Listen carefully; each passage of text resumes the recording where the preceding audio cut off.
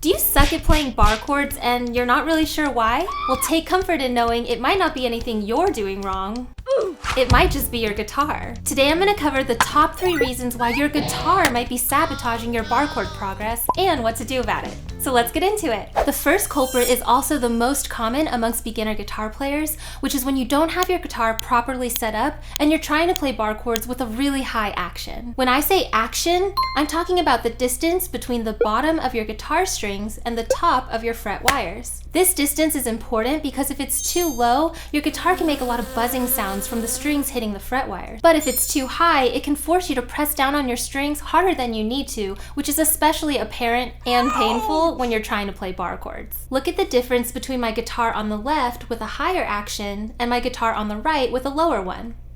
The higher action forces me to press down harder in order for the strings to touch the fret wire, whereas the lower action feels much easier. When playing bar chords where your index finger has to press down on all the strings at the same time for them to ring out clearly, the lower the action is means the easier it'll feel to play. So what should you do if you think your action is too high? If you're a DIYer, you can try lowering the strings yourself by adjusting the bow of the neck using your Allen wrench on your truss rod. If that doesn't work, or you have no idea what I just said, your best bet might be to take it into a guitar shop and have a guitar tech look at it. Ask them to set up your guitar with a low action, and they can do things like check other parts of the guitar, like the bridge or the nut, and adjust it as necessary to make sure that action is super playable. Either way, just remember that lowering your action can make you ready for action. The next tip to consider has to do with your guitar strings.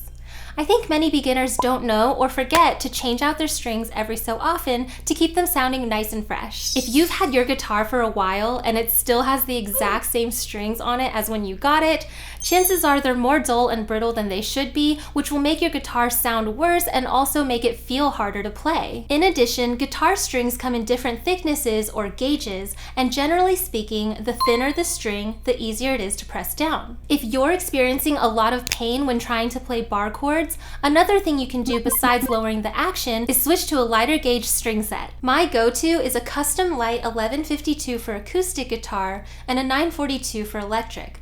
But you should try experimenting to figure out what's best for you. So what should you do if you think your strings are too thick? Try finding a string set that's lighter in gauge than the ones you currently have on your guitar and go ahead and change out all 6 strings. Just a fair warning though that on some guitars, changing out these strings to a lighter gauge might affect the intonation a bit, which means if you're going to play anything with a capo on, it might sound just a little bit off. If you find that that's happening, have a tech check out those strings and they can make proper adjustments to make sure the intonation is perfect. So remember that if your strings are too heavy, it's time to disengage and lighten up. Really quick, if this video is helping you out at all, make sure to give me a thumbs up and leave a comment down below. This is just the first video in my brand new How to Play Bar Chords series, so make sure to subscribe so you don't miss it and check out the rest of the playlist right here. The last thing I want to talk about applies to everyone, but especially makes a difference for those of us with smaller hands, shorter fingers, or limited mobility. As you might know, guitars come in all shapes and sizes.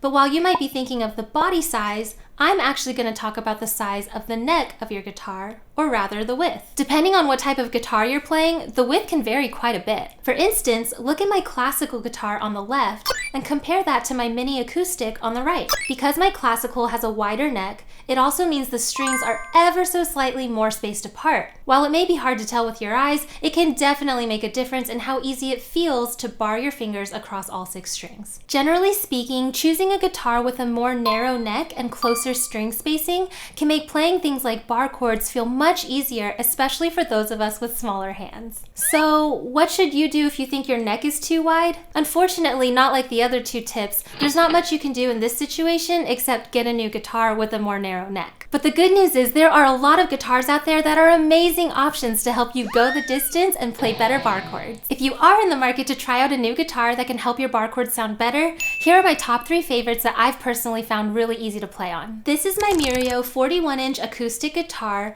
which was on Amazon for $89, and it was advertised as being set up specifically with a low action to allow beginners to play more easily. In my experience, that's been totally true, and it's still one of the most comfortable guitars I have for practicing bar chords. This is my Orangewood Brooklyn for $345. And the thing I love about Orangewood is every guitar is professionally set up before they ship it out to you, guaranteeing a more hassle-free, right out of the box, ready to play experience. This is my Zager ZAD 80 CE, which retails for about $1,800. And it's the best of both worlds in the sense that each guitar that they have is professionally set up before they ship it out to you, but they also emphasize their easy play experience from considerations like lower string height and pressure, custom string spacing, thoughtful neck design, and more. Lately, my Zager has been one of my favorites to play on, especially when I'm playing songs with lots of bar chords, so that's why I'll be featuring it throughout the rest of this series. So there you have it. Those are my top 3 reasons why your guitar might actually be what's holding you back from playing bar chords. But as comforting as it might be to blame the guitar, more often than not, it's the technique that's lacking. So make sure to join me for episode 1 of my How to Play Bar Chords mini-series right here on YouTube,